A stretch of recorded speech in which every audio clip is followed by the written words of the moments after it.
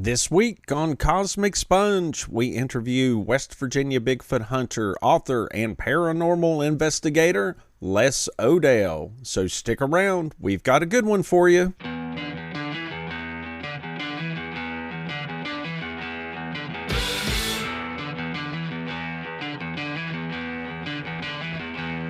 Welcome to Cosmic Sponge, the podcast where we talk about UFOs and other weird wonders of the world. I'm Stephen Hawk. And I'm Jimmy Coe. Tonight we have a very special episode. We have our very first guest.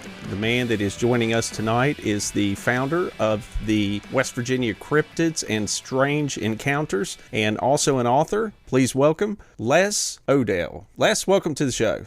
Thank you, guys. Thanks for having me. So let's just jump right into it here, man. How did you first get interested in paranormal, cryptids, that sort of thing? The paranormal, I guess, stems from an experience as a kid, and I've followed that for a good bit, and finally decided to start investigating. And then a few years ago, my oldest son kind of got into the Bigfoot topic. We decided to start our Facebook page, and from that, it led to me going out to investigate and interview folks and look into their sightings. You are connected in some way to the West Virginia Bigfoot Museum that just recently opened this past summer. Can you tell us a little bit about that and how you were involved in the creation of the museum itself? Well, it all started, I was at Monster Museum. I'm friends with the curator there. He told me that the store down the road had a Bigfoot costume that they would use, during parades and stuff like that. I was like, well, that's cool. I'm going to go check this out. So I went down, talked to him about it. And they had other Bigfoot stuff around, carvings and stuff like that. And we just started talking, and they said, well, it'd be really cool sometime to start a museum. I'm like, yeah, absolutely. And I volunteered anything I had, my reports that I've collected, the few tracks that I've collected, and said, hey, here you go. Let's do it. Now, recently, that's something we talked about on the podcast. We weren't able to attend the Bigfoot Festival. I know it was the very first one that you had in Sutton. I found out about it through the news. My wife saw it like a week reading before. Local news stories or something, and it was already on top of us, so we didn't have time to schedule to come down or anything. But now I heard you had a really good turnout there. Yeah, they estimate somewhere around 1,200 people. And that was, to me, very impressive because it basically... It was only a 3-week planning. We had a soft opening in the museum, and then there was discussion about the festival. And then all of a sudden, they were like, yeah, let's put this on. And within 3 weeks, they did that, and it was just received very well within that short period of time. Nice. Did you guys have vendors and that sort of thing there that have enough time to book people to come in for that? Yeah, we had some, I'm not sure how many, but there was a few vendors. They had some stuff for kids, a bouncy house, and a Bigfoot calling contest. Had some live music. I was actually in another building because they put me in charge of the speakers, getting the speakers for the event. So I didn't get to see a whole bunch of that, but yeah, it wasn't bad for 3 weeks planning. Yeah, Bigfoot calling contest. I would like to have heard that. I can't say I would have participated. I would have participated in a heartbeat. I'll be practicing mine for next year. Okay, yeah, we listened to some of those on one of our episodes. I've ran across a bunch on YouTube. Yeah, sounds pretty entertaining. Yeah, definitely something I'd do. Yeah, my buddy was there. He was running around with a megaphone, and he'd do a Bigfoot call through the megaphone, and everybody all over the place just would start doing all through the streets and stuff. So it was a fun time. Awesome. I wonder if the little kids get freaked out here, or do they just join in? They probably join in.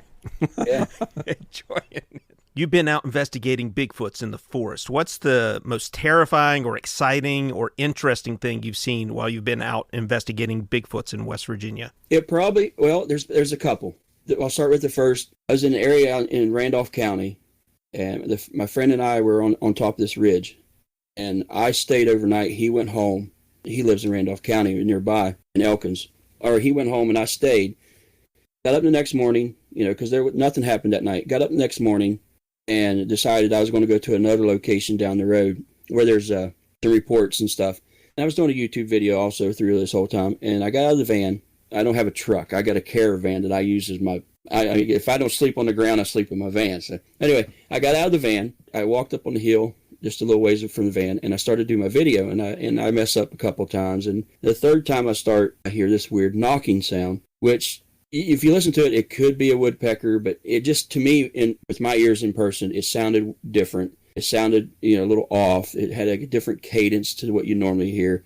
So I was like, well, I'm going to go check it out. So I went back to the van. I got my backpack, my sticks, my walking sticks, and I carry with me all the time. So I had put it on, and I started up toward where I heard the knocking noise.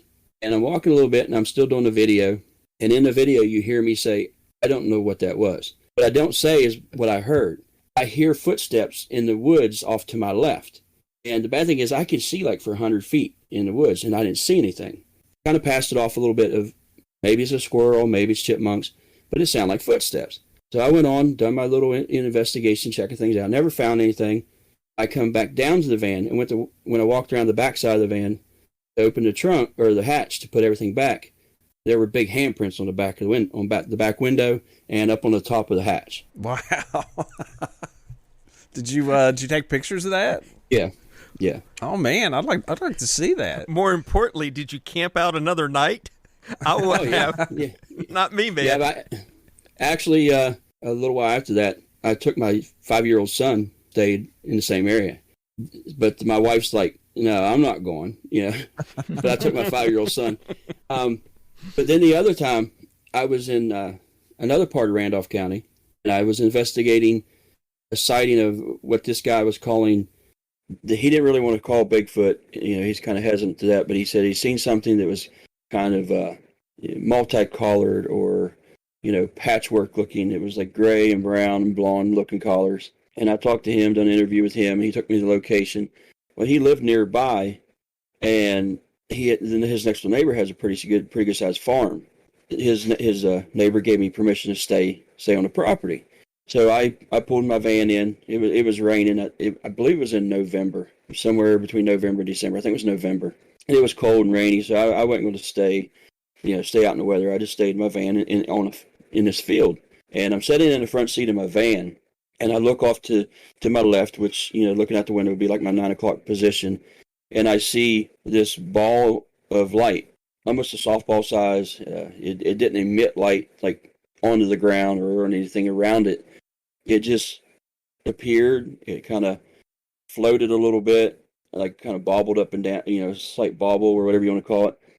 And there was a pond there, and as it got close to that pond, it went out. And then a few seconds later, in about the 11 o'clock position, if I was looking out the window, I see it pop up again, and it just moves the same way, just the same little bobble, and it goes a little distance, and then it disappears again.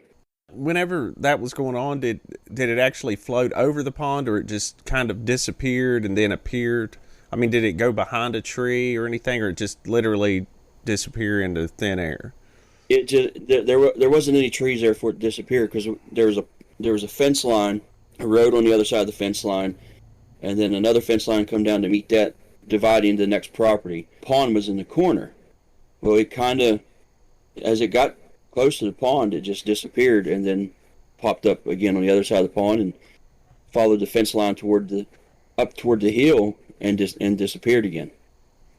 That's strange. Very strange. It's like a USO, unidentified submersible object. He gets to the water, goes under the water, and then goes across the pond, comes back up. There was a little bit more interesting part to it also. I talked to the landowner later, the fellow that let me stay, and I told him, I was like, yeah, I saw this. He said, well, that's kind of odd. He said, I've not experienced that. He then called me a couple of days later. He said, I want to tell you something. He said, in the same area where you were at, he said, me and my brother were working on a fence line, and he said, on the next property over, there's that because there was a small cabin, and I knew where he was talking. He said, we were working on the fence line, and he heard something moving, and he thought, well, maybe it's a deer or something coming down through the woods. And as he looked up, there was a couple big trees, and where he was telling me this, I remember looking at it, and they're spaced out pretty good around that cabin. And he said that something behind one of the trees, a black mass or a figure, I mean, not a cloud of anything. He said this thing had a form, like a humanoid form,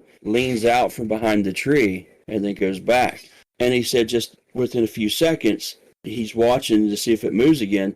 He never seen anything move, from tree to tree, but within a few seconds later, at about 30 or 40 feet away at another tree, it leans out from that tree and then and leans back over. No way he would miss this thing going from tree to tree and and he never seen it again. So I'm calling my realtor and saying, I got a house to put on the Me market. too, man. It's time to Now, move. I wonder, was it like sort of like a shadow man kind of thing? the way he described it, kind of, yeah, but it was just weird that it's in an area where this guy has, where there's been more than one sighting of this Bigfoot. They call it the blonde Bigfoot in the area. Several people supposedly have seen it, but the other guy just said it was patchwork looking. But like I said, he didn't say it was Bigfoot, but he said, I don't know what else it could be, but I'm not going to come right out and say it was. And then that guy tells me about this figures or whatever leaning out from behind trees, all in the same area. That's pretty wild. Yeah, I'm ready to move. At that point, I'm out. Les, you founded the West Virginia Cryptids and Strange Encounters group. What can you tell us about your group? Technically not a group. It started as a Facebook page, and myself, my son, and a couple other folks that are friends with, when we have these accounts come to us or reports come to us, we'll go out and look into it and investigate it. And a lot of times it's just me. I'm usually by myself doing it, whether I go, do the interview or go in the area where something is going on and just stay and look into it. The West Virginia Cryptids and Strange Encounters page was started, I think it's been 4 years ago now. We're pushing maybe, I think we might be 5 in October. I'm trying to remember for sure. But my son and I just was talking one day, and we decided, let's start a page to give people in West Virginia an avenue to come share their stories, or where they can share their stories or experiences, or whether it's paranormal, what's Bigfoot, UFO sightings, or anything, without the feeling that they're going to be ridiculed. Mm-hmm. So that's how it started. And then at first it was slow, and then there was one story that I put on there was a paranormal story, and for some reason that just blew it up. I mean, then it jumped way up. Now it's I believe it's 17,000 some people on there. Wow. Yeah.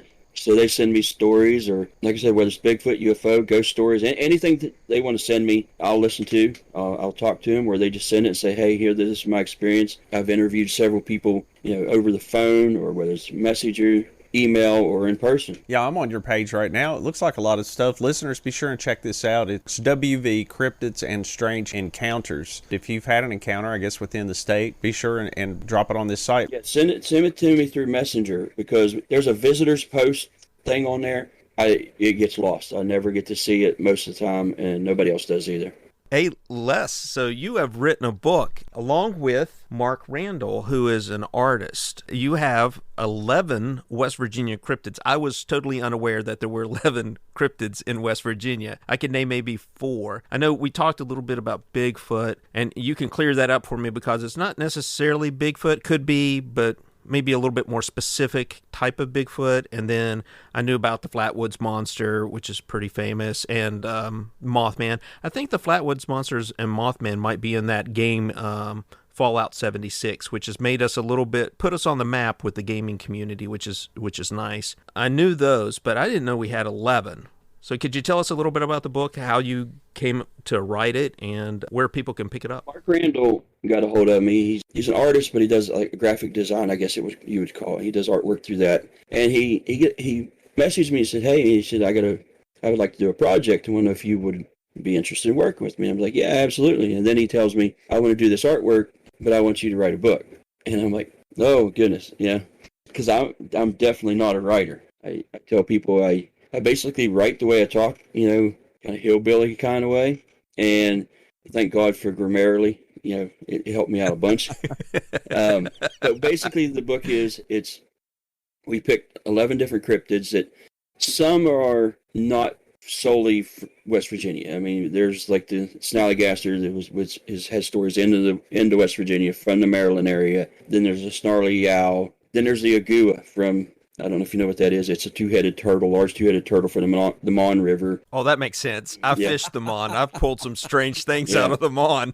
So things like that. What we did is he done the artwork, and I done the research, and basically he done the artwork to fit the stories or the research I did. Instead of doing just a plain Jane Bigfoot story in the book, I picked one regional one. I mean, there's several different ones in West Virginia, but I picked the Polk Gap Monster, and it's like a Bigfoot creature in the Twin Falls area outside of Mullins and Maben or something in that area, down in that area, in the southern part of the state, like the southwestern part of the state. So we use that one. It's been around for a while. The story's been passed along. There's a fella in the area that's collected I believe it's like 100 and some sightings or reports from that one creature. And his name is Dave Bug Stovers. He's got the nickname of Bug for some reason. Every so often down in that area, he will do a meet and greet or whatever you want, storytelling, and he tells those stories. I wanted that one to come out and use it instead of just the whole Bigfoot throughout West Virginia. Like I said, there's different regional ones.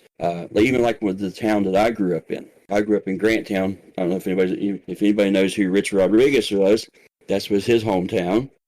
Oh, that's right. Yeah. Yeah. I grew up in that town, and as a kid, people would say, don't go near the coal fields, which was an old part around the slate dumps and stuff where the old mine used to be, and don't go near the cornfields, which is close to that. And he said, don't go near there because the goon will get you. We heard that as kids, but later on, I didn't realize what the goon was. Well, the goon ended up being a bipedal, hairy creature that supposedly lived around there, was spotted, had the red eyes that you hear about, and I guess there were several sightings during the 70s. But as a kid, I always heard, "Don't go near there. The goon will get you." Your book is called West Virginia Cryptids. I know it's on Amazon. Listeners, if you type in Les Odell, it'll come right up, or type in West Virginia Cryptids, a visual field guide to traversing the Mountain State. And I will say, Les has a bunch of artwork behind him as we're seeing this. And you were telling us earlier off camera that that's some of his work, right? Yeah, the one. Yeah, there's other ones. I got other ones on another wall over here. I don't know if you can see the one. Yeah, I was going to ask you about that. What is that? If you're from Morgantown, then you know where Reesville is. Well, that's the vegetable man from Reesville. Oh, I've heard of that. I've never heard of it. I've been up to Reesville a lot. I've never heard of it. Well, tell us about the vegetable man. There was a fella named, I can't remember if his first name or last name was Jennings. I'm having trouble remembering the first and last, but one of them was Jennings. I believe that was his last name. He was out he was in the late 60s, I believe it was. He was out with the woodchuck hunting or groundhog hunting. And as he was hunting, he decided he wouldn't have much luck. He was going to head home. He stopped on the way home, pretty hot. He thought he'd take a break. Well, he reached in his back pocket to grab the handkerchief out of his back pocket to wipe his face off. And as he had his hand back there, he felt something grab his arm, like kind of sharp pain in his arm. And then he heard this high-pitched jabbering noise. He said he could understand it, even though it was going at a high rate of speed and high-pitched. But this thing was like, I'm not here to hurt you. I need your help, and this and that. As he turned around, he sees this like 6 or 7 foot tall plant-looking creature holding his arm with these fingers that had sharp spikes on them that actually inserted into his arm and actually drew blood out through his arm. And then after a few minutes, I think it was like a minute or so, he said, the report says it lets go and then bounds up over the hillside, like in leaps and bounds of like 25 to 30 feet at a time, and goes over the hill and was never seen again. Yeah, I'd heard a little something about that. Did the creature ever say why he needed his help or what he wanted, or just decided to just take off? My understanding, he just said, I need your help. We're not here, or I'm not here to hurt you, or something like that. And then just took off after it got what it wanted. Got the blood from his arm, I guess. Oh, weird. Yeah, I'm looking at the story now. It's you had it exactly right. It was Jennings Frederick was the guy's name, and it looks creepy, man. It even has a picture of like his little hand with the sharp things. That dude could work in a medical clinic drawing blood. He'd make a lot of money. He'd be the fastest. He'd be the fastest at drawing blood. But he may not want to give it up after he draws it. Oh, well, okay, so there's some strategic things we need to work out here. The other interesting part of that is, I guess, in that area also during that time there was UFO sightings, there were little small flappy UFO sightings. So I'm not sure if was connected to that. Those were connected to it or whatnot. Yeah, I mean, it makes sense. It's saying, I'm not here to hurt you, that sort of thing, but I need your help. It sounded like it needed some kind of sustenance, or maybe it was taking a sample. Who knows? Hopping back up on the flying saucer and heading back to wherever, maybe. Yep, they're talking here about, I'm looking up on the site here, and they're talking about, the UFO sightings Les mentioned, that it may have been some kind of alien encounter. I'm in, man. I love the UFO stuff. Oh, yeah. What's your favorite cryptid in the book? It's probably, that one is probably on the top. The Agua I really like, but pretty much, I think because they come from the same area. The Agua has been reported all the way from, the Fairmont area all the way to Pittsburgh. but there are stories from the Reedsville area dating back to the 1700s of a large turtle, two-headed turtle with a tail, like extremely long tail, taking not only deer, but there's even a story where it's taken a young teenage boy from the local area back in the 1700s. Wow. Now, how big's this thing? Some stories say it's as big as a cow. That's a big turtle. Yeah. I've seen some big snapping turtles. Not that big. I hope not. It has credence to clear back into the Native American tale. The Native Americans even talk about it in that area. That's neat. Yeah, they have this thing called, I was just looking this up, and so they have this thing called the alligator snapping turtle. I don't know where it's from, but it's huge. So you can imagine. Yeah, most alligator snappers are from the southern states. Yeah, if you look up Ogua, it's Ogua. I'm thinking that's how it's pronounced. I mean, that's how I pronounce it. So, Les, lately in a lot of documentaries and recent literature, there has been a lot of talk that Bigfoot and UFOs are somehow connected, that the Squatch may actually be a space alien. What are your thoughts on that? I don't know if they're really connected. I think if there is some kind of creature or something that may be from a UFO, I'm going to say they're probably separated. I just think that somehow they're being melded together through stories, but I don't think they're directly connected. Same way with interdimensional travelers, the dimensional, that thing in Bigfoot, because the accounts you find with hardcore Bigfoot stuff basically follow a line. I mean, follow like a paradigm. I mean, they're usually close to the same. But then you have the odd, strange things.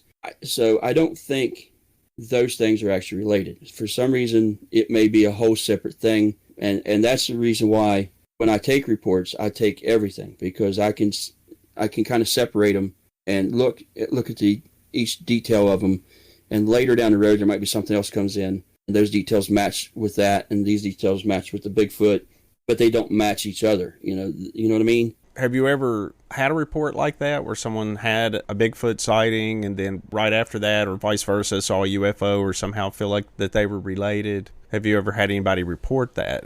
Not that I can recall. And just for me, for the record, I mean, I feel like a Bigfoot exists, and I've talked about this on the podcast before. My guess is it's a natural creature. It's just some species that hasn't been discovered by science yet. And I think because a lot of the evidence has been difficult to obtain other than a few hair samples, but mostly the footprints, right? That's our bulk of our evidence, or the footprints, and a little bit of photographic evidence, which is never good because people are going to say it's a hoax. I mean, unless you actually get physical evidence of a creature, produce a creature or a fossil or some bones or something like that, then science will never accept it, even if you had the best crystal clear movie in the world. They would say it was a hoax. Even if you have Steven Spielberg, or you can get Bigfoot in a portrait studio. You could have an interview with still Bigfoot not gonna be and good everybody enough. say it was a hoax. I mean, Yeah. you would have to have the physical evidence where, and I understand that's how science works. You have to be able to reproduce results. If someone gets a result of something and says this exists in the world, this exists in science, then other scientists independently have to be able to come in and reproduce that, or it's not considered a fact. Yeah. But I mean, I get that, but at the same time, I just think that maybe it's been a trend because evidence for Bigfoot has not been forthcoming, or for UFOs, and so that's the correlation, that's the connection. Yeah. It's been very difficult to prove either one, so it's kind of like, well, they must be connected because we can't prove either one, in a way. I don't know. And then I don't know where people come up with the interdimensional thing. I mean, I've heard some really out there theories about, Bigfoot slipping between dimensions and all this other kind of stuff. So I don't know what they base that on, but it's based on some people claim they have seen this creature, and then next minute it just seems to disappear, or they find footprints in the middle of a field, and it may be 100 feet one way and 100 feet back in all directions, but there's footprints in the middle of the field and they just disappear. Things like that's what's made people start talking about the interdimensional thing. And then you got the lights and all that stuff. It's hard for me because I go out and investigate and whatnot, but I still have a skeptic side and view. I haven't found Bigfoot. I haven't seen one. That's why I don't like to be called a researcher, because I don't have something in front of me to research. I'm not Jane Goodall watching the apes. So right. I'm just I even have a hard time saying I'm an investigator. I'm basically basically a collector. People tell me their stories. I collect those. I go out and talk to people, in the accounts and the reports. I collect those, and I keep them and share them with folks. If people want to see them, anything I got's up for. You want to see it, no big deal. I share everything that I do. If another investigator researcher is in an area, I say, I've had people contact me. Have you had anything in this area? And I'm like, yep. And I'll take pictures or whatever they want, or whatever I need to, and I'll send them pictures of the reports and whatnot, except for the ones that I'll still send reports, but I don't send anything that's I've been asked to keep private, as far as names and whatnot. But yeah, I'll share all that with them. The flip side of it, I sit back and wonder, well, how in the world is it possible one of these things has not been found? And how in the world is there not been bones found? And then how in the world is game cameras not catching these things? As many game cameras there are out there. How in the world is, now that we have thermal technology, that we can fly over with planes, and why wouldn't we use that? And how come they're not being found? So that still makes me, that's where my skeptic side comes in. Those are all the same questions I have. But I also, like I said, when people contact me, and I've got report after report after report, and you start to think, there's no way that all these folks, say there maybe 75% of them, maybe 75% of them are lying. But then you start seeing correlations between reports you're taking with reports in Pennsylvania, Ohio, even in the Pacific Northwest. There's things about them that fit. They're the same aspects of the creature, or the way they act, or So how is that working? How come there's not just 5,000 people running around in a suit and across the United States, and so that's why it's got me. Like I tell people, I'm on the fence. And every once in a while I lean off to one side of the fence and step on the ground and look at that side, and same with the other. Yeah, I was just going to say, that's kind of where we are. I think Jimmy a little more on the skeptic side of the fence, but I'm a huge skeptic. But I'm curious. But it is interesting, and that's always been my argument for whenever. I'm sure there's lots of misidentification. Someone's actually seen a bear or some other, just natural animal and assumed it was Bigfoot, maybe someone not as familiar with the woods and that sort of thing. But there are, as you said, so many sightings that have very similar characteristics. One that I pointed out is the smell. I mean, you get that all the time. The large footprints, when you can go over to and find these footprints with dermal ridges in them and things like that, a hoaxer's just not going to come up with those kind of details, I don't think. You don't have that many hoaxers in this country that can be all over the country at the same time perpetuating this hoax. Are some of them hoaxes? Yeah, definitely, but not all of them. In fact, I think a very, very small percentage of them can be attributed to hoaxes. Personally. Oh, yeah. I mean, there's been hoaxers all, back in the Patterson Gimlin film days and before that. Even in the Pacific Northwest, there's not a whole lot of people know, unless you actually used to watch the old show. There's a man that runs around in the Pacific Northwest. His name is Nick Dodge, and he lives in the woods. He's basically a woodman. I don't want to say wild man. He's a sophisticated man. But he lives in. I guess he's still alive, but he lives in the Pacific Northwest. He lives out in the woods. Every so often, when I guess there was certain things where people would come into that area and do Bigfoot hunts, like walks, bringing in just amateur people. He actually had a set of shoes or boots or something that he had made to have feet on the bottom, and he would run around all over the woods in the Pacific Northwest, leaving footprints. But yeah, I mean, that's awesome. But as far as hoaxers, as interviewing folks, I've started to learn by body language and whatnot and mannerisms when you can tell when someone's BSing you. I mean, the way they talk to you, usually the one thing I do when I interview folks is not because I'm ADHD or anything like that, which I'm not, but I move around. I'll stand in front of them, I'll move to their side, move to the other side. And the reason I do that is because usually somebody's telling you the truth, is telling you the story, keep eye contact with you. In my experience, folks that are fibbing to you will kind of like look off to the side or they avoid eye contact. One of them is, they cross their arms a lot. and things like that. So you kind of learn that when you start interviewing, investigating. And I'm not trained in it anyway, but I've learned it for myself. And then the other thing I do is I carry these pictures, artist renderings of Bigfoot faces, supposedly made because of what people have described. So I carry I think it's 25 of them, and they're little 4x4 cards. And when I ask them, hey, have you seen did you see facial features? And they'll say, yeah. So I'll take and I use it as a lineup. I'll actually have them look at the cards and pick out what they saw, whether it's one picture or multiple pictures, like the eyes, the nose. But I also use it as a kind of a tell. You can tell if somebody is legitimately seeing something that they're affected by. They have that drawback. When they see it, there's a reaction. Whether it's the wince back or, they something. They clench their fist a little bit or they fidget. That helps me determine they're a little bit more credible. Now, if I lay them out there and they're like, yeah, and this guy's like, oh, yeah, that's it. I kind of think, well, yeah, okay. I'll keep talking to you a little bit, but I think you're BSing me more than anything. So I do have one question. I think we're going to switch gears here in a second and maybe talk about some of the paranormal stuff. So you made some casts of some Bigfoot. Yeah, I'm going to say possible. Okay. Has that been from someone saying, hey, I saw something over here by my house, and you went out to investigate and found some tracks and things like that? Or where did some of those originate from? One of them came from a case that I investigated. The other were just me being in the woods by myself, just out hiking and come across what I thought looked like a track and cast it. Those came from the first one come from Tucker County, where I'll back up on that.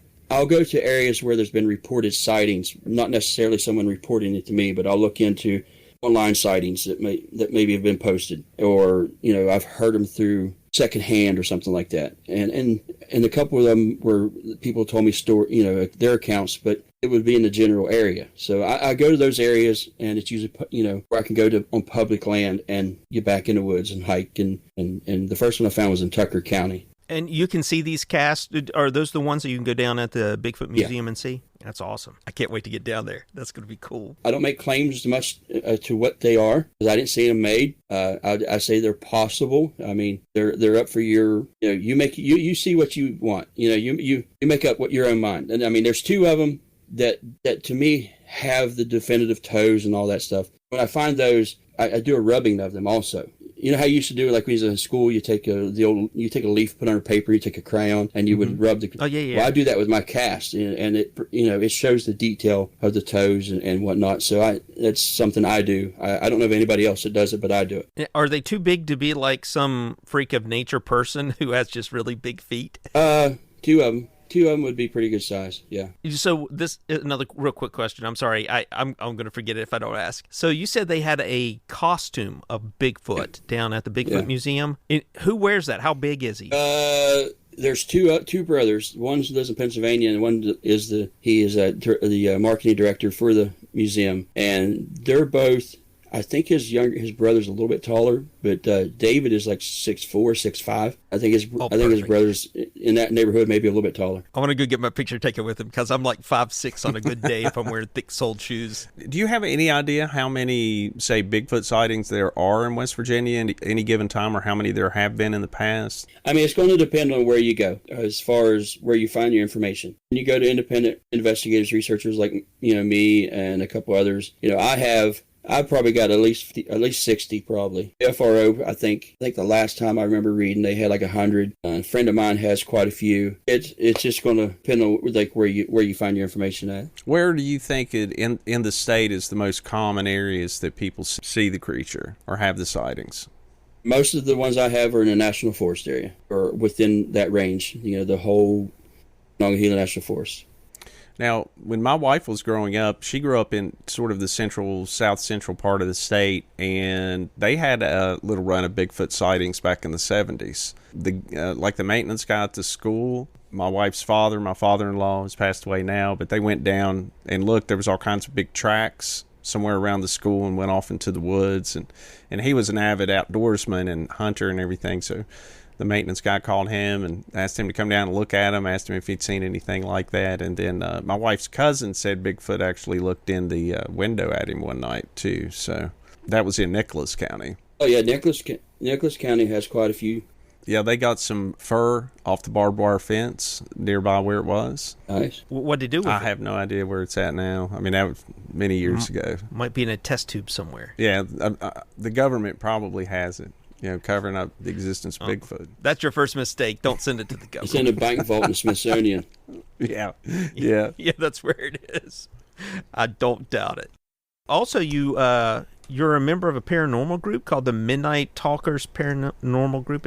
Do I have that right? Yeah, I founded that several years ago. It's kind of disbanded now. I investigated. We've done quite a few investigations as a group. It's like ghosts and that sort of thing. Yeah, spooky stuff. So, what's the spookiest place in West Virginia you've ever been? I mean, I've been to the bigger places like Trans-Allegheny. I've been to Moundsville. Sometimes it's. I mean, there's been some residentials that's been pretty wild.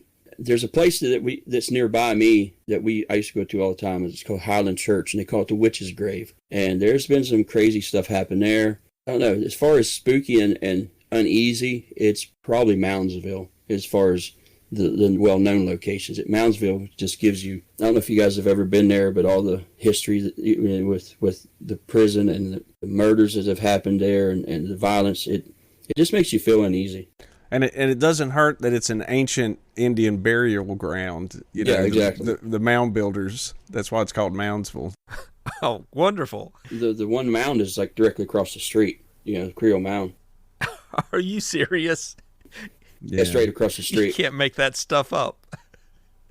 You just can't make that up. I mean, so that's the place you would recommend people from out of state go if they want a really spooky place, Moundsville. If you want to go to a public place where you can take a tour and still get that feeling like the daytime tour, a historical tour, and they won't really tell you the paranormal side of it too much during the daytime. You'll get a feel, you'll get a feel from the stories. And when you walk down certain cell blocks, when you walk by one and you just feel like something's going, someone's in that cell block going to grab you. It's a wild place. And what Les is talking about, listeners that may not be as familiar with West Virginia, there was a notorious state prison in Moundsville that's now closed, but it is open for tours, that had a somewhat nefarious reputation from the past. Yeah, the Moundsville State Penitentiary.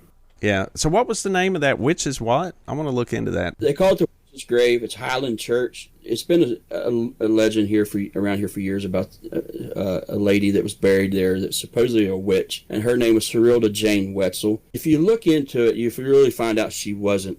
She had nothing to do with any kind of witchcraft or anything. But on the flip side, that's what they want you to think, Les. Well, yeah, but it's gotten to be such a big legend around here. The whole deal, like her stones turned backwards from everybody else because she faces away from certain, But no, that's not what it is. People actually go up and will turn her stone. The stone is actually broken away from the base. You can turn it, but that doesn't take away from the other things that I've had happen up here. I mean, I've seen a full not apparition, but basically a full-bodied shadow person thing standing in the graveyard. I've caught some wild stuff on EVPs. I've caught wild stuff on Spirit Box. People have been touched. I've had people up here, friends of mine I used to go up with, and anytime a lady went with us, something happened. I've had ladies that had their hair pulled, poked, and everything.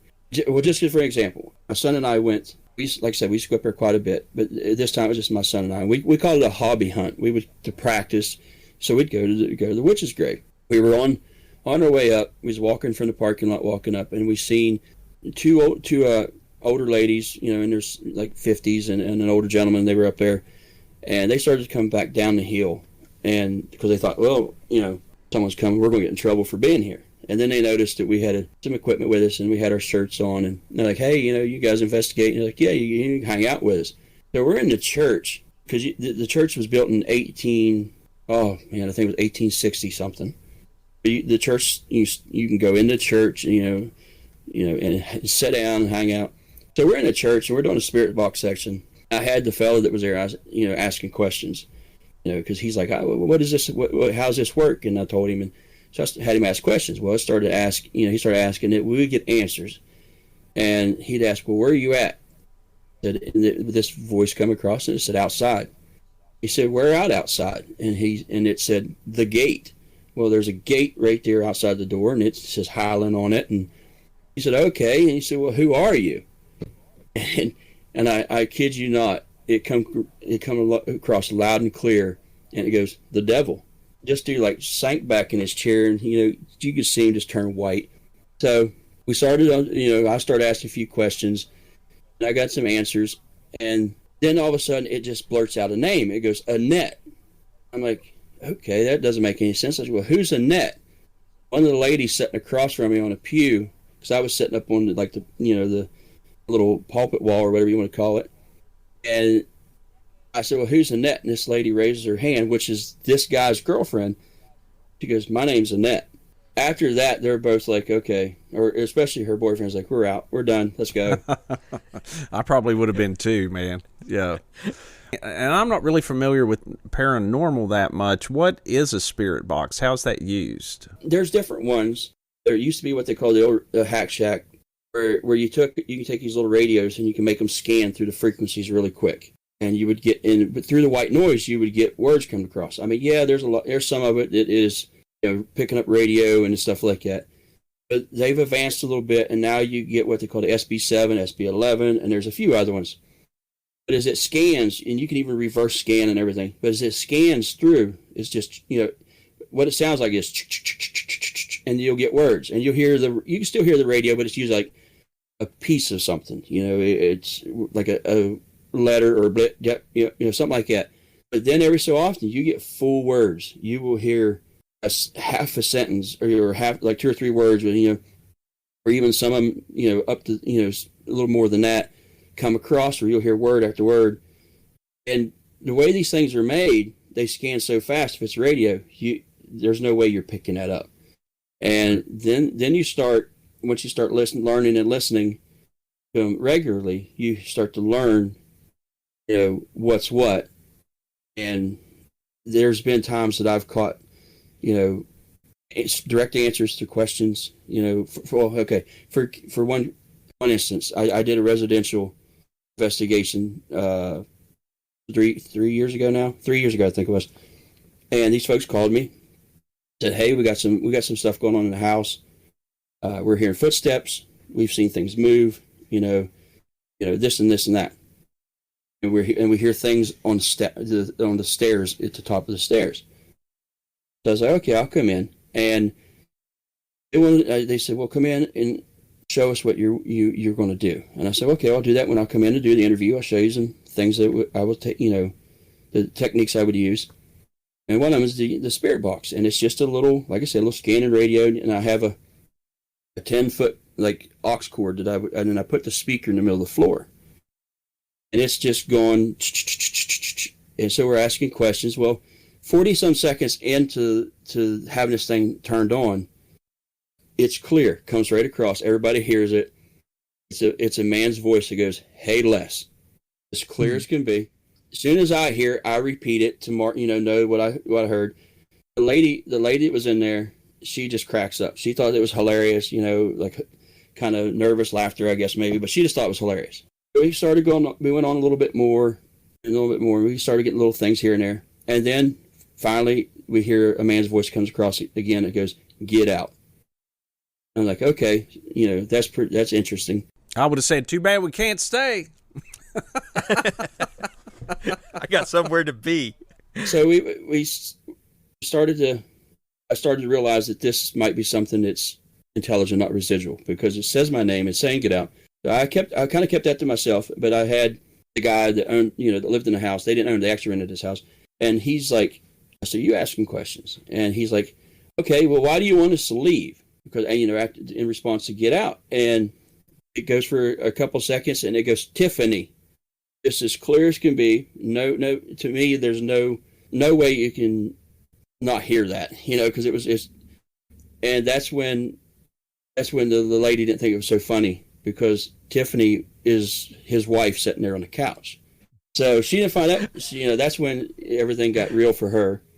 And then we went on a little bit more, and it finally, it says a few other things, and then, it just blurts out like male's voice. It goes, a-hole. I was like, well, who's an a-hole? And they're like, and then it goes a couple seconds again. It goes, Jordan. And I looked over, and her mom, the lady's face is all white because Jordan's their daughter sitting there beside her mom. So it said my name, it says Tiffany, and it says Jordan. 3 people in that room, it says the name. So after that, I was like, okay, I'm done. I said, I'm going to shut it off. I said, because you're not dealing with something residual here. I believe that you're dealing with something definitely intelligent, and I need to get you somebody in here to help out you do a cleansing or whatnot. So I was like, they said, okay. I said, but we'll do a couple other things to see what we do, what we come up with.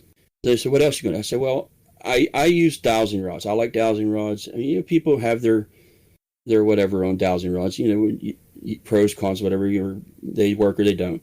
Now, can you explain what dowsing rods are? They're basically a copper rod or metal rod that's bent and set in your hands. A lot of people used to use them in the old days, even still today, in what they call witching, where they would find water wells or they could find oil.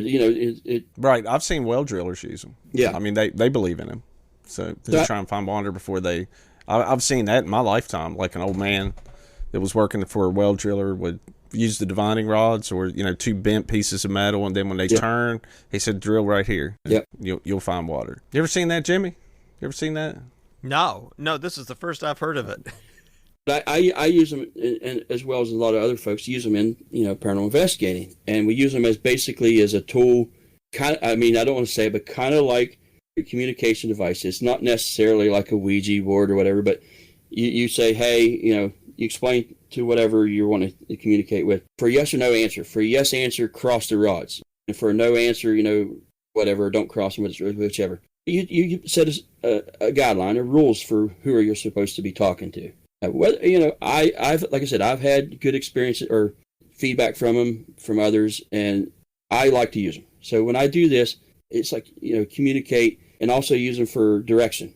Whether yes or no, or tell me, or let me know where you're at, or send me to this area where I can, lead me to where you are, or a place of importance. So as I'm using these rods in their home, I was like, I'm standing in the living room, and I said, turn the rods to where, show me where you're at. So they would turn. They led me to the doorway out of the living room, and they live in a pretty large old house. And when you come out of the living room, they had the foyer, and then the stairs that went up it. So it was an older, early 1900s house, a Victorian house. So it took me out into the foyer room, and I stopped, and I was like, oh, you keep showing me where you're at. And it would turn. It turned real hard to the right. So I followed it, and then it turned real hard to the left. And that starts up the stairs.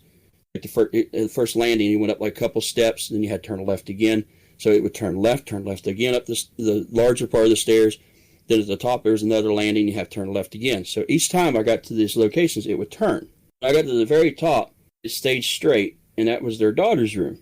I followed the rods, I kept walking, and then they veer just a little bit to the left. And it took me to a corner of their daughter's room. The weird thing about the corner is on the ceiling, there was water dripping. There was this water that would drip out of the corner, and there's a black stain in the ceiling, and it would drip water. So I thought that was pretty interesting. I mean, because I've heard of the whole, whatever, I don't want to say demonic, but, you hear about the black stuff in the water, and, where water falls from nowhere. And, you hear stories of water horizontal and this stuff. So anyway, then all of a sudden they slammed like back this way toward me, like to my left, like pointing in reverse. So I followed it, and it went out of her room, and it turns to the right. And it goes down the hallway, turns to the right. Well, that takes me into the mom and dad's room.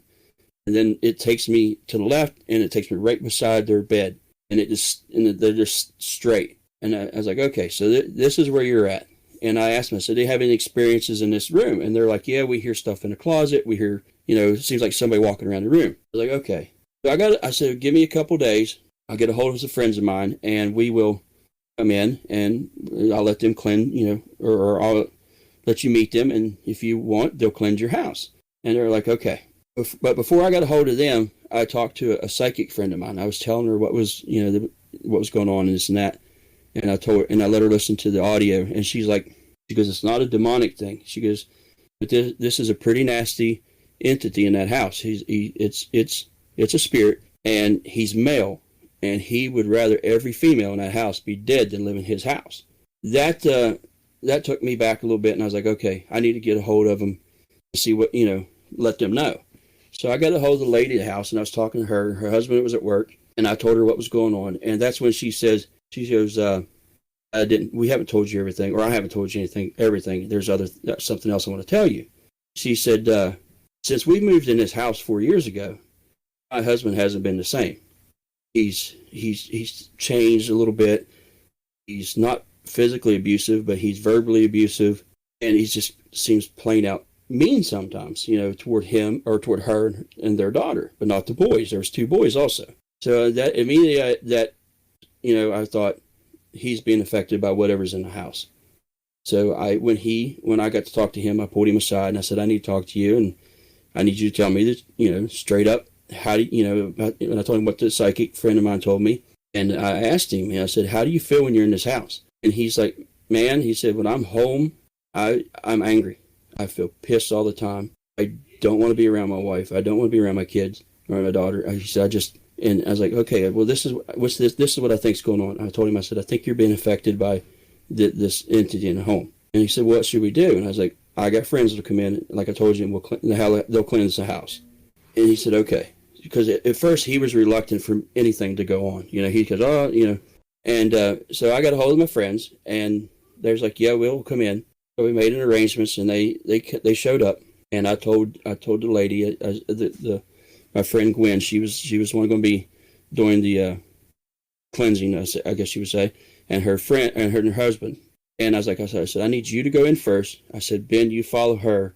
I'll stay behind you both, and Gwen, you just tell me what you think and what's going on, because she kind of had a sensitive side to her too. She walks in the house, starts up the stairs. And immediately, right as she gets to the top, because when you got to the top of the big stairs, there's a landing, but that's where they were hearing the noises. When she got to that top section, she leaned back and grabbed a railing. And her husband's like, what's wrong? You okay? She goes, somebody just tried to push me down the stairs. So she keeps going. She walks in and goes up, and she goes into the daughter's room, and she goes straight to that corner. She goes, this is not good. There's something, this corner, there's something bad about this corner. Because I don't know what it is, but it's just not good. She comes back out. She goes down the hallway. And everything she's doing is what the Thousand Rods did with me. We go into the mom and dad's room. She goes immediately to that one side of the bed. And she stands there. And I know you guys can see, but nobody else can. She's holding her hands out like this, like she's talking and arguing with somebody. But she's not saying anything. But it kind of verbally or mentally saying some things and arguing. I watched her, and then she turns back around. I said, are you okay? What's going on? And she goes, he's mad. And who's mad? She goes, there's a very, very angry man in this house, and he's right there. And he threatened me. He's called me every name, and he said that I should die. He'd rather kill me than me be in his house. And that was the psychic, right? Well, that was the lady that went in for the cleansing, but she was kind of a sensitive also, but not a full-blown psychic. So we went downstairs, and we told them what was going on, and we told them what they were going to do with the cleansing and everything. So we went through a whole ordeal. She done a cleansing, a binding, a smudging, everything. The one son was the older son. He said, well, I'm going to go outside. We was like, no, you got to stay here. You have to be cleansed. Everybody in the house has to be cleansed, so nothing attaches anybody. So they do that, and we spend, I don't know, it's like an hour and a half, 2 hours. They did their whole thing. After a little while, the mom's like, hey, things feel different in here. It feels lighter. It doesn't feel oppressive as much as it did. And she goes, I think whatever you guys are doing has worked. And so we went on and had our little discussion about everything. And I told him, I was like, this may not hold. This may not stick. May have to come back once, may have to come back twice. Let's just see how it works. So we went on our way, said our goodbyes and everything. So I stayed in contact with him. I called him every week. The first week I called him, I was like, how's everything going? And she's like, absolutely, it's great. We haven't heard or anything. My husband's better. Things seems to be better with that. And we appreciate what you guys have done. Second week, same thing. We haven't seen anything. This and this and that. Third week, how's everything going? She goes, we're starting to hear the footsteps. We hear them upstairs. We hear them on the stairs again. I was like, okay, give me some time. I'll get them together. We'll see if we can come back and do a second round. I finally got them where they can come back. It would be a week or so later. So I called her. I was like, hey, they're ready to come back. We can come back in. We'll take care of it, see what we can do it again.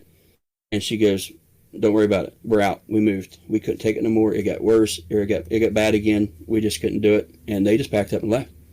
Just abandoned the whole house. Took some of their stuff, abandoned the house, and moved to another house. Did you ever do any history on the house to see if anybody lived there that was a little cantankerous when it comes to women? We didn't get it to go that far.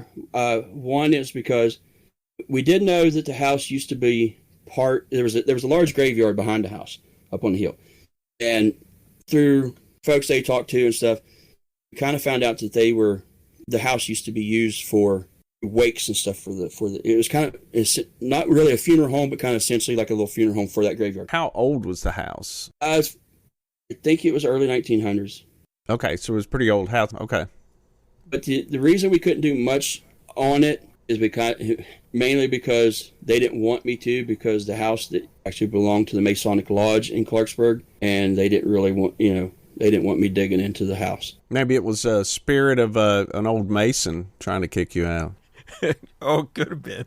Well, hey, it didn't like women, right? I don't think the Masons have women, do they? That's Eastern Star. See? Yeah, they got women. I think, isn't the Rebecca's the female side of the Masons? Yeah, but it's not the Masons. They got their own club. I don't know. I'm just kidding around. Anyway, we had a few folks tell us that lived in the area that they believed that there was an older gentleman there years ago that fell down the stairs, broke his neck or something like that, and died. But that wasn't confirmed. That was just what people told us, and I couldn't find nothing on it. These are great ghost stories. If you have a lot of them, you should write a book. Yeah, for sure. It'd be hoot. I have one more question. You going to the Mothman Festival? I'm hoping to. I'm out of town, but I made reservations for next year. Yeah, I'm going to go down on Saturday, so I'll try and reach out to you or something, and maybe we'll hook up while we're down there. I don't know actually what day, but probably Saturday. But I'll have to wait and see. But I'm going at least one day, my wife and I. Jimmy was going to go, but decided to go to Colorado. No, to California. California. Yeah. Well, that's the wife, really. She twisted my arm. She did book you a place at a Bigfoot museum, though, right? In California? Oh, sweet. Yes. Northern California? Yep. All right. There you go. Go up Bluff Creek. Maybe you'll see your own what's the nickname? Patty? Patty. Yeah, I'll rip my 16 millimeter film camera. Yeah. Just make sure you run it on 18 frames per second, not 16. Darn tootin'. Les, something we've decided to do. You're our very first guest. You're our very first guinea pig. We have a series of questions called the Cosmic Dozen. And what we're going to do is just run through 12 questions here, kind of all about paranormal and those sort of things. And you can answer them the best you can. Or question 1, which we've already kind of answered, have you ever had an extraordinary encounter? Which you've told us several. So we'll just pass on through that one. Do you have any other interest in the paranormal besides, say, Bigfoot and your ghost hunting? Yeah, any kind of cryptid, any kind of, whether it's ghost or poltergeist or anything like that. Yeah, anything I don't care. Anything that's strange or weird, I'll listen to or check out. Now I have a pretty serious question here. If you see more than one Bigfoot, is it big feet, Bigfoots, or you still just say Bigfoot? Like I saw 2 Bigfoot. I lean toward Bigfoots. Yeah, I like to say Bigfoots if it. Good answer. Okay. I don't think there's a right or wrong answer here because there's actually different published sources that say it differently, right? Yeah. Yeah, they're all wrong except for the ones who say it's Bigfoots. Bigfoots. Yep. So what do you think is the primary reason there's so little physical evidence for Bigfoot? Their intelligence. If they exist, I think they're more intelligent than what a lot of folks give them credit for. Just think about it. We're probably the food chain in our world, in the urban jungles. I think they're at the top of they've had, if they exist, they've had Lord knows how many years honed their skills, whether it's hiding, and like I said, if they have an intelligence where they're able, don't solely rely on instinct. They feel sorrow, like if one of them dies, maybe they bury their dead or something like that. 2, like bones and stuff like that, where a lot of these have been seen, is very remote, very, especially, the soils and stuff can be acidic. So those, and with other creatures, those bones can be scattered, and even the bones can be eaten, or by scavengers, or even by the ground itself, dissolved, or whatever you want to call it. That's one argument. Everybody's like, why does no one ever find a skeleton? When's the last time you were walking through the woods and you found a deer skeleton? Think about how common white-tailed deer are. When's the last time you saw a raccoon skeleton? It's very, very rare. When's the last time you saw D.B. Cooper's skeleton? Well, what I mean is the animals will scatter it about. The scavengers will scatter it about very quickly. So usually the fossils we found has been from in the ancient past. There's been floods or volcanoes or something like that to cover up the bodies very quickly, to where scavengers can't get to them. So the conditions have to be right to be able to find fossils. Just look at giant Pithecus blackie. The giant, the ape from the prehistoric ape. That whole creature is based solely on part of a mandible and a few teeth. That's all they've found. That's all they have found. Okay, next question. Do you have any other interests besides the paranormal? Oh, yeah, I like camping. I don't hunt much, but I camp. I like to fish. I'm a big guy, but I still get out and hike and camp. Things like that. Spending time with my boys, taking them out, teaching them certain things. I teach them. My 5-year-old knows how to start fires with, ferrocerium rod and stuff like that. And we search for fat wood. I show them what fat wood is. We go morel hunting and things like that. Yeah. Yummy. Yeah, Jimmy's a big outdoorsman with the scouts. Yeah, it's a good time. Are you familiar with the Roswell UFO crash? Do you know what I'm talking about? Yeah, I know it. Yeah, a little bit, yeah. So do you think it was an actual crashed UFO or a weather balloon? That I don't really... I don't know enough about it to... Good answer. Not a general, but the guy had the material. A lot of people said it when you wrinkled it up, it would, straighten itself back out and things like that. I don't have enough knowledge of it to. I do, but I don't. You know what I mean? Yeah, there's no wrong answer here. That's a good answer. Yeah. I like that answer. And I would have to say the same thing. There's a lot of evidence on both sides of that argument. Yeah. So we're going to do an episode on that and do some research on it down the road. So that's a big one. I know what I think. Yeah. Jimmy come up with this one. Do you think aliens are hiding in our oceans? I mean, I know there's been videos and stuff. They say they see the UFOs come out of the water. So it's a good possibility. Navy pilots have said that. Mm-hmm. Next question is, do you think the government is hiding the truth about aliens from us? I think they kind of do, but I also think there's enough there that's kind of like hiding the truth in plain view. I think there's enough that's been released that it's still like the Bigfoot subject. People just don't want to believe what it is, but I think there's enough out there that they still keep hidden, but there's a little bit that they've let go. So. Okay. So what are your thoughts on cattle mutilations? Oh, I think it's a hungry cowboy. That sounds like Jimmy. You said exactly the same thing when we talked about that. I know there's a lot of weird stuff that was. I just listened to. I don't remember. It might have been Sasquatch Chronicles or one of them, or it might have been Strange Familiars, where they was talking to a guy that he was big into those mutilations, and he had a lot of interesting tidbits to talk about. If you could learn one government secret, what would you find out? What would you ask? Probably it has nothing to do with the paranormal or anything. Probably who killed Kennedy. Yeah. Good one. I think they have, they know, and that's one of them I would ask. So another one of Jimmy's questions. Which of the following people would you most trust to save you from an alien attack? Jeff Goldblum, Sigourney Weaver, Tom Cruise, Arnold Schwarzenegger, Kurt Russell, or Danny DeVito? What was the dude? I forget. Randy Quaid. That's who I'd take. Oh, okay. Yeah, from Independence Day. Yeah. Hey, he saved us all, man. See? He knew what he was doing. He was awesome in that movie. Yes, he did. All right. Good answer. And the final question is, other than Raytheon, who do you think would be a good sponsor for our podcast? Oh, goodness. Apple. Yeah, get us. Yeah. Apple. Perfect. Perfect. There we go. Awesome. They got money to spare, man. Well, Les, I can tell you how much fun I've had with the interviews. Is there anything else you'd like to tell our listeners before you go, before we wrap it up for the night? No, I just had a fun time. It was great, and I really enjoyed talking to you fellas. And I wanted to tell you guys, are you going to have guests on more often, or? We're going to have guests from time to time for sure. Yep.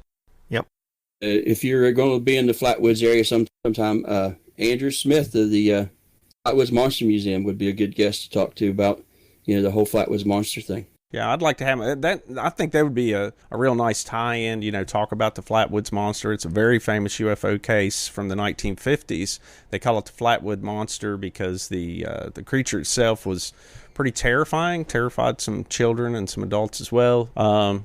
Very big case. So, yeah, that would be a good one to cover one night and perhaps have Andrew on. There's, do you know who Small Town Monsters is? Seth Breedlove? Yes. Oh, yeah. Did you, have you watched his Flatwoods Monster Legacy of Fear? Yeah, I've watched all of his movies that I know of. Okay. Well, if you're going to come to the Mothman Festival, he'll be there, and there's going to be two of them premiering there. On the Trail UFOs, Dark Skies, and the Mothman Legacy. Okay. I think I've seen Mothman Legacy. It's on Amazon, I think. But now I've seen them advertise UFOs, Dark Skies. Those two, I'm in both of those. So. Oh, okay. Are you really? Yeah. Oh, cool. Oh, well, cool. I didn't mention TV personality or movie. I don't. Celebrity. Yeah.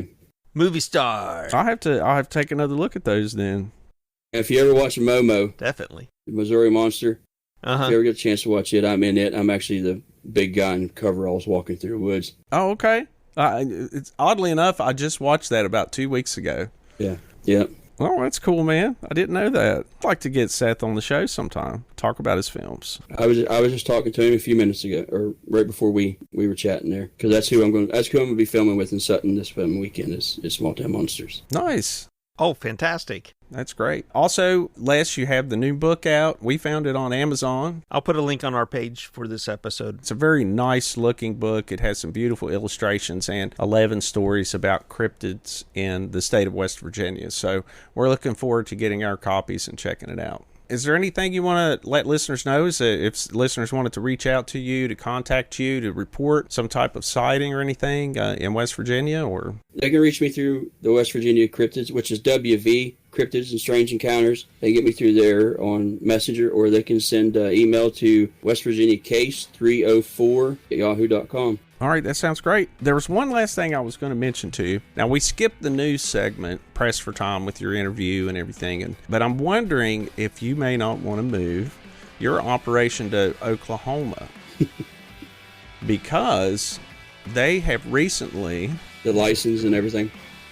Yeah, did you see that? Yeah. They're offering a $2.1 million bounty to capture Bigfoot alive in Oklahoma. Do you know what Area X is? Do not. Okay, look it up. Oklahoma Area X. Okay. Well, that may be a subject for another night. We'll check it out. If I caught a Bigfoot in West Virginia, I would drive it down to Oklahoma and turn it in there. Yeah. Definitely. Road trip king. That sounds like a movie, like Harry and the Hendersons or something, like a follow-up, You capture Bigfoot, but they have the thing. Yeah, hey, we should write it. All right. Well, I think that's all I've got. Jimmy, you got anything else? No, that's awesome, man. Les, it's been a real pleasure having you on the show. I look forward to it. If you capture a Bigfoot or have something interesting you want to bring up, just reach out to us, let us know. We'll get you back on sometime. All right, thank you all. Hey, thanks, Les. This is Stephen Hawk signing out, and I'll see you next week. Jimmy Co. Ditto. That's all for this week's episode of Cosmic Sponge. Please don't forget to rate and review us wherever you listen. It helps others find the show. If you have any questions or have a story you'd like to share, you can contact us using our email account, firstcontact@cosmicsponge.com. Thanks again for listening, and we'll see you next week.